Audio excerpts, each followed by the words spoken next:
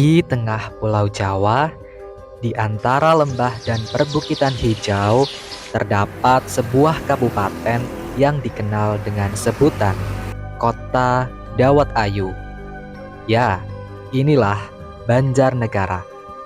Di sini mengalirlah sungai yang menjadi nadi kehidupan, Sungai Serayu.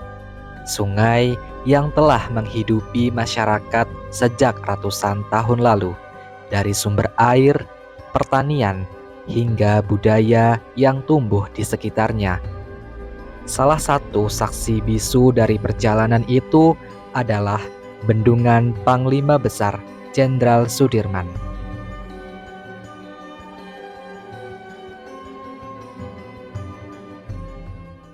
Oke, untuk bendungannya itu dibuat dulu itu pada tahun 1982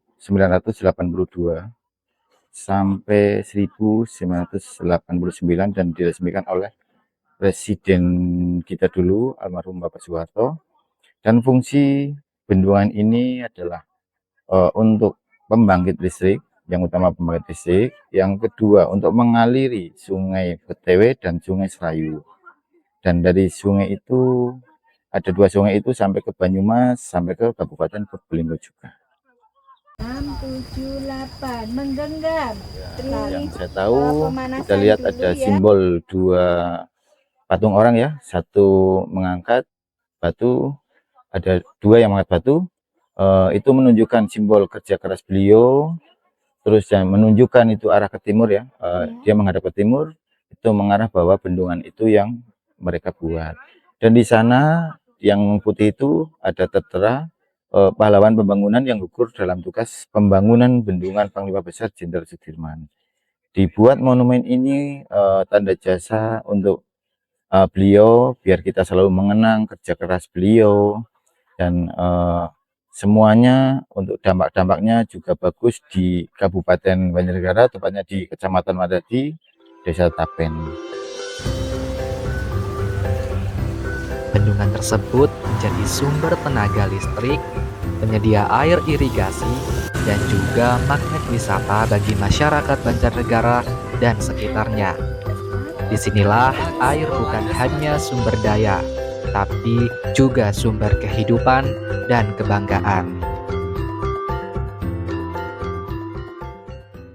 Seiring berjalannya waktu, alam kerap menuntut keseimbangan baru.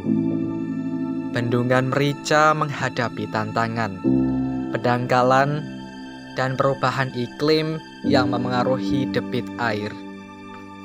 Nah, ini dia yang jadi PR gitu.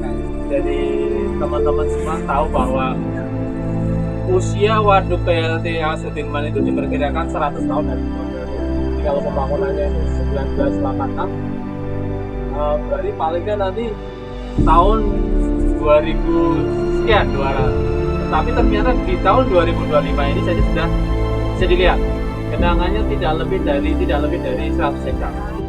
Jadi percepatan setiap hari itu sedimen yang dikirim di atas 2 juta meter.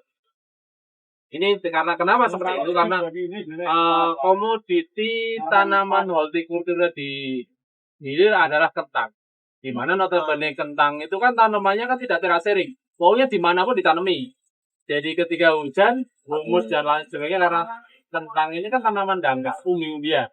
Jadi umbi-umbian itu kan tidak terlalu dalam, tanamannya juga tidak terlalu keras. Begitu hujan, air turun semua. Musim kemarau, air surut. Di musim hujan, lumpur menumpuk. Alam yang awal mulanya memberi, kini haus akan perhatian dan kepedulian. Warga yang dulu menggantungkan sebagian besar hidupnya pada air, kini belajar menyesuaikan diri.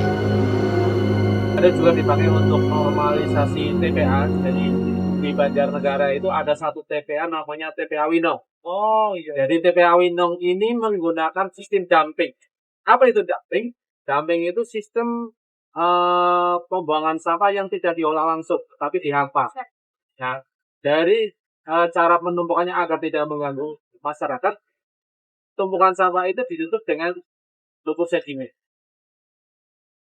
teman-teman bisa lihat di situ ada trasbom ini dari fungsi trasbom adalah penghalau sampah. Jadi di sampah di sini macam-macam, ada sampah plastik, ada pula tanaman enceng gondok yang jadi gulma. Kenapa disebut gulma? Karena ternyata belum bisa dimanfaatkan secara maksimal. Bisa nanti dilihat teman-teman, ada beberapa tanaman enceng gondok yang mulai terperangkap di trasbom. Kalau tidak ada trasbom, mereka ke sini.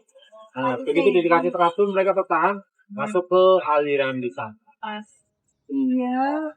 Ini salah satu cara bersejarah juga ya. Betul, ini salah satu. Di samping nanti dimanfaatkan ke depannya bisa dimanfaatkan untuk pakan ternak, bisa untuk pupuk dan juga untuk kerajinan sebetulnya. Tapi memang butuh stakeholder lebih. Jadi kita butuh masyarakat yang memang sudah peduli. Karena seringkali kita bikin, tapi mau masyarakatnya bingung. Ini betul-betul butuh jaringan yang lebih luas lagi, Mas. Ketika alam mulai berubah, manusia ditantang untuk ikut berbenah.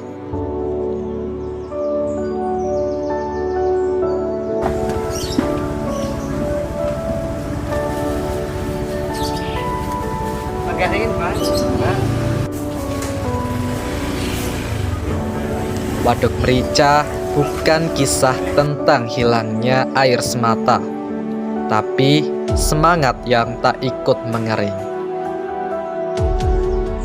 Dari warga, pelajar, dan semua orang bergerak dalam kepedulian yang sama.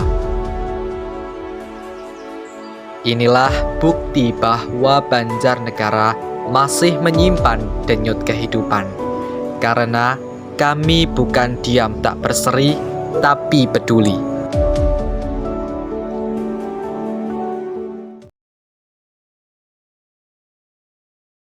Air mengalir, membawa kehidupan dan harapan. Dari Serayu hingga Merica, dari tetes kecil hingga samudera luas. Setiap alirannya adalah cerita tentang manusia dan alam yang saling menjaga. Banjarnegara telah membuktikan bahwa keindahan bukan hanya sekadar untuk dilihat, tapi dijaga. Mari terus menjaga arus kehidupan ini agar masa depan tetap jernih seperti air yang mengalir tanpa henti.